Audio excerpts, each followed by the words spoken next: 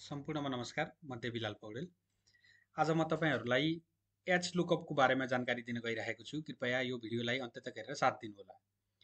H lookup अर्थात् horizontal lookup. अब यो फर्मुला पनि निकै कमालको फर्मुला हो, एकदम उपयोगी फर्मुला मध्येमा पर्छ है। यसको उपयोग कसरी गर्ने भन्ने बारेमा तपाईले जानकारी पाउनुभयो भने तपाईको एक्सेलमा काम गर्ने जुन टास्कहरु हुन्छ त्यो एकदम सहज हुन्छ तपाईहरुलाई। अब सबैभन्दा पहिला हामीहरूले फर्मुलाबाटै सुरु गर्नुपर्ने हुन्छ। ढिला नगरी म फर्मुलातिरै लाग्छु। हामीलाई चाहिँ यहाँ फर्मुला टाइप गर्नु छ, equal to H lookup. H lookup, lookup value भनेर हामीलाई यहाँ दिएको छ है। लुकअप भ्यालु हाम्रो के हो? यो हामीले चाहिँ यहाँ लुकअप गर्छौं, जुन कुनै भ्यालु हामीले यहाँ चाहिँ लुकअप गर्छौं है त। त्यसपछि कमा टेबल एरे भनेर दिएको छ। टेबल एरे यो सम्पूर्ण टेबल हामीले लिन्छौं।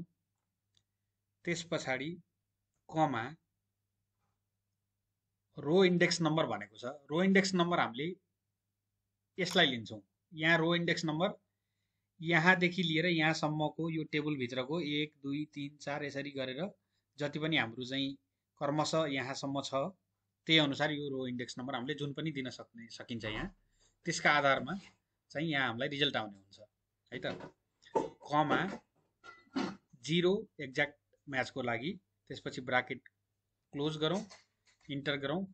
यहाँ चाहिँ हाम्रो केही पनि आएको छैन। अब केही पनि नआउनुका पछाडि के छ त भन्दा यहाँ हामीले लुकअप भ्यालुको ठाउँमा हामीले चाहिँ रेफरेन्स दिनुपर्ने हुन्छ। यसमा हामीले डाटामा जान्छौं, डाटा भ्यालिडेसन गर्छौं। डाटा भ्यालिडेसनमा लिस्ट हामीले लिन्छौं। कहाँबाट भन्दा लिस्ट हामीले यहाँबाट लिन्छौं। जति पनि हाम्रो यो टाइटलहरु छ त्यहाँबाट हामीले लिस्ट लिन्छौं है त। त्यसपछि ओके गरिदिन्छौं। अब हामीहरूले इम्प्लोइ नेम हामीले लियौं। इम्प्लोइ नेम फेरि पनि हामीलाई रिजल्ट बराबर दिएको छैन। अब यहाँ हाम्रो रो इन्डेक्स नम्बर यदि 5 मा पाँचौं नम्बरको इम्प्लोइ नाम हामीले लियो भने यहाँ के आउँछ त? गोविन्द। देख्नुभयो? पाँचौं नम्बरको इम्प्लोइ नेम गोविन्द हो कि हैन त? 1 2 3 4 किनकि हामीले यो टाइटललाई पनि गन्नुपर्ने हुन्छ। त्यहाँबाट हामीले सुरु गर्नुपर्ने हुन्छ। त्यो कारणले गर्दाखेरि 1 2 3 4 पाँचौं नम्बरमा गोविन्द है त। अब उहाँको चाहिँ मन्थली स्यालेरी हेरौं 18,000 है।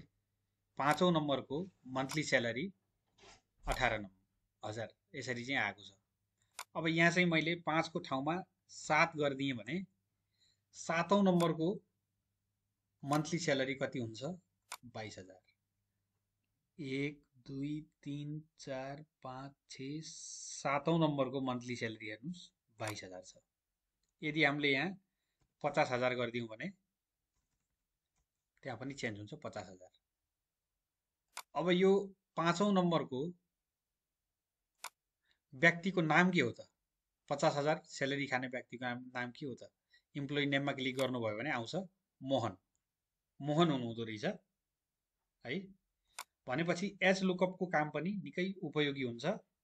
जसरी मैले यहाँ फर्मुला लगाउँदै गएँ त्यसरी नै तपाईहरुले चाहिँ गर्दै जानुभयो भने पक्कै पनि तपाईहरुले यो सिक्नुहुनेछ।